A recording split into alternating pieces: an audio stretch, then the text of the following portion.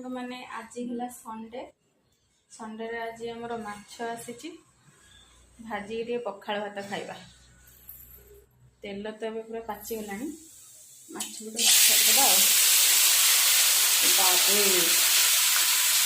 आ गोटे माछ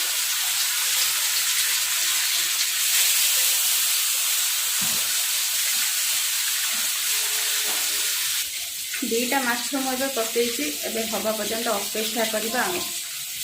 एवं माछटा को आम गोटे अलग से नौटेदवा